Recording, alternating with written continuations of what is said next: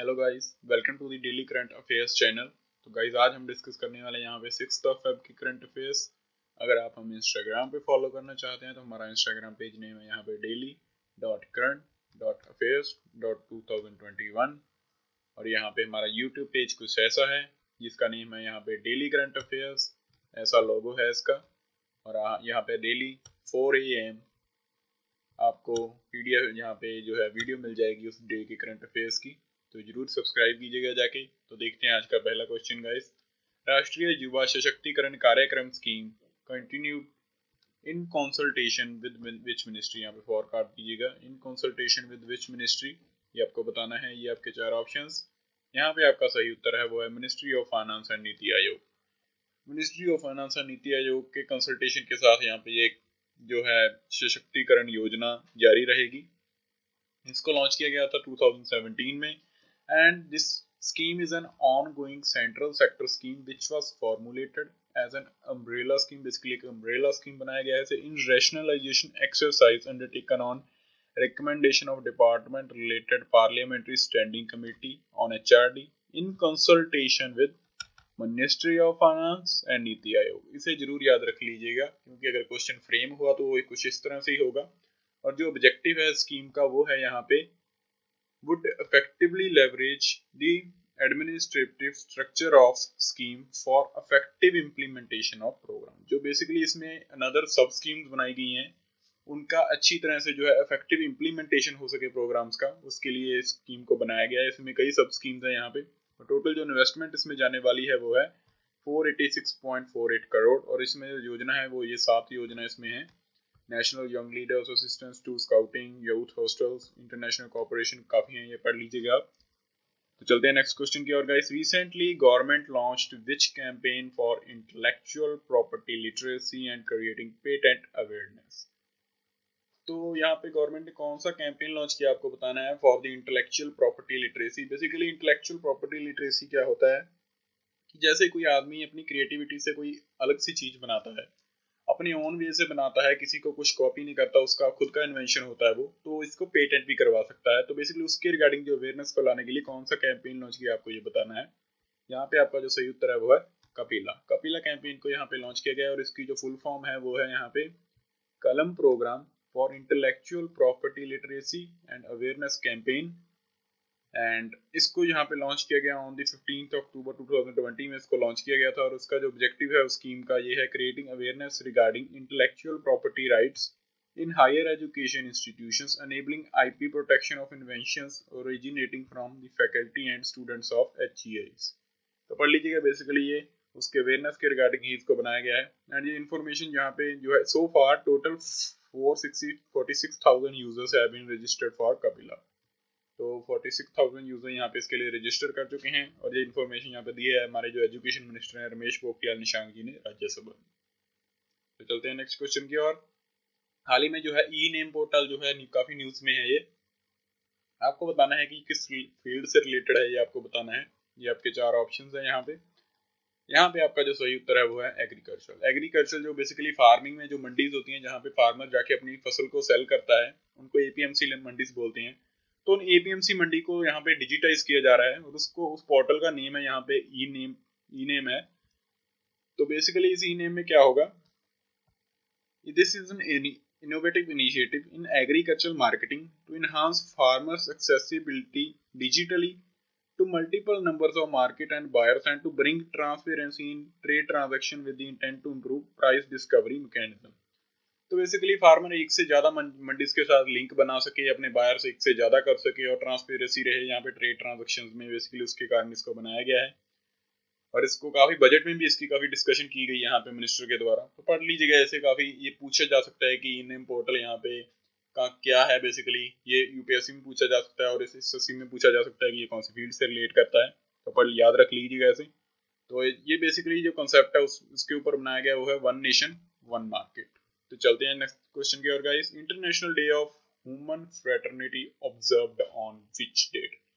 Very very very important question guys, इसको लिख लीजिए, अच्छे से याद कर लीजिए, आपको ये क्वेश्चन देखने को मिल सकता है एग्जाम में। तो ये आपके चार ऑप्शंस, यहाँ पे आपका जो सही उत्तर है वो है 4 फरवरी को मनाया गया human fraternity day.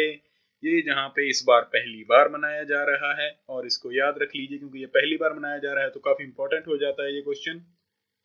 This day is celebrated first time this year. International Day of Human Fraternity aims to underline importance of raising awareness about different cultures and religions or beliefs and the promotion of tolerance. तो basically जो different cultures हैं, religions हैं और beliefs हैं, उनके बारे में जो है अवेयरनेस फैलाने के लिए ये डे को मनाया जाता है। And the promotion of tolerance, this year international day of human fraternity जो उसका थीम रहा है, नोट कर लीजिए इसे, याद कर लीजिए, कुछ भी कर लीजिए लेकिन याद रखिए इसे। ए पाथवे टू फ्यूचर, ये यहाँ पे इसका थीम रहा है, पहली बार ये मनाया जा रहा है तो याद रखिएगा इसे। In December UN general assembly adopted a resolution to declare 4 February as international day of human fraternity. अब बहुत ही इंपॉर्टेंट क्वेश्चन है गाइस, याद जरूर कर लीजिएगा इसे। तो चलते हैं नेक्स्ट क्वेश्चन की ओर। यहाँ पे आर्टिकल देख सकते हैं आप इसके regarding. Recently, who has been appointed as chairman of National Safety Council? आपको बताना है कि किसको यहाँ पे नेशनल सेफ्टी काउंसिल का चेयरमैन नियुक्त किया गया है। ये आपके 4 ऑप्शंस। यहाँ पे आपका जो सही उत्तर है वो है एस.एन. सुब्रमण्यम।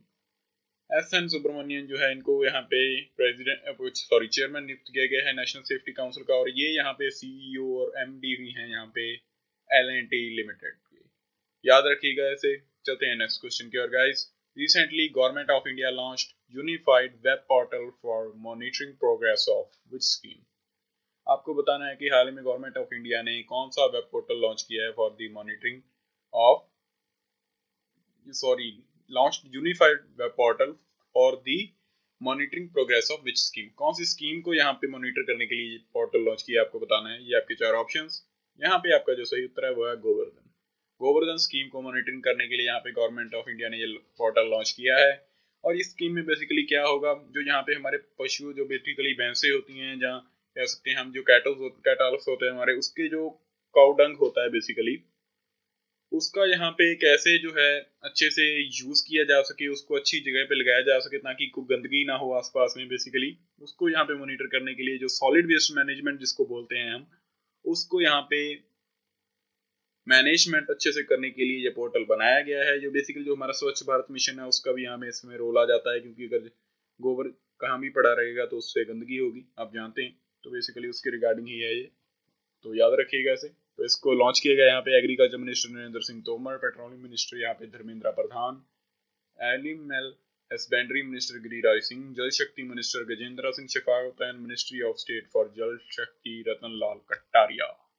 याद रखिएगा ऐसे। चलते हैं नेक्स्ट क्वेश्चन क्या। ये आर्टिकल भी देख सकते हैं, ऑल इंडिया रेडियो का आर्टिकल है।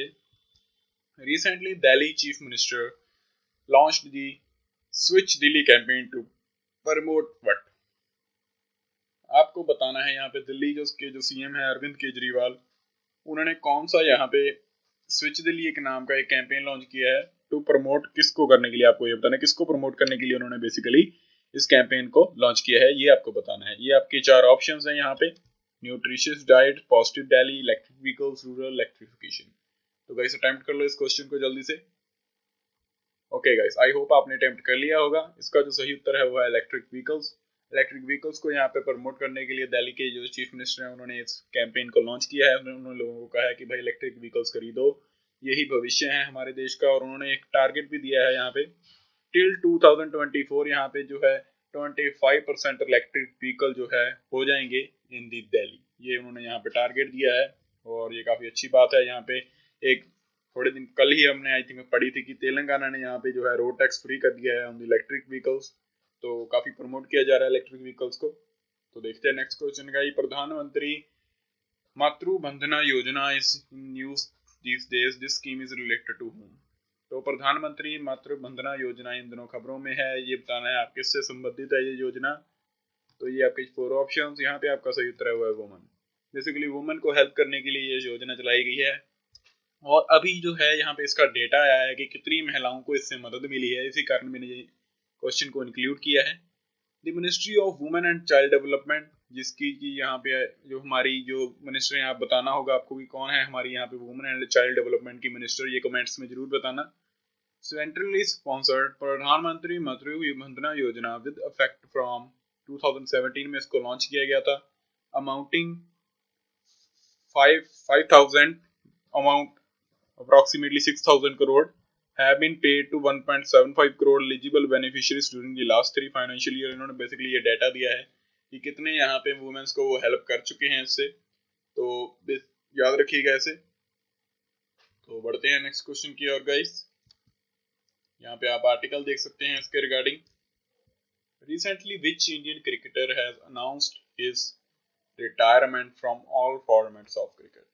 आपको बताना है कौन से इंडियन क्रिकेटर ने यहाँ पे सभी फॉर्मेट से रिटायरमेंट अनाउंस कर दी है। ये आपके 4 ऑप्शंस। यहाँ पे आपका जो सही उत्तर है वो है अशोक डिंडा।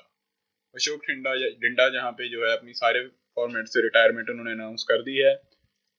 यहाँ पे इंडियन बॉलर थे, ये बेसिकली इन्होंने खेले हैं इंडिया की तरफ से 13 ओडीआई, 9 T20 एंड इन्होंने जो विकेट्स लिए हैं इनमें 12 एंड 17 विकेट्स रिस्पेक्टिवली। एंड ये बेसिकली अभी इन्होंने अपनी अनाउंसमेंट को अनाउंस कर दिया है, तो याद रखिएगा ऐसे। चलते हैं यहाँ पे। That's all for today guys. आज कोई खास इंपॉर्टेंट क्वेश्चंस नहीं थे, जो भी इंपॉर्टेंट क्वेश्चंस थे मैंने पिक कर लिए आपके लिए। तो अगर गाइस आपको हमारा कंटेंट अच्छा लगता है तो शेयर जरूर कीजिएगा, हमारे पेज को सब्सक्राइब कर लीजिएगा, यहाँ पे चैनल को भी, और सभी फ्रेंड्स के साथ शेयर कर दीजिएगा। Thank you guys.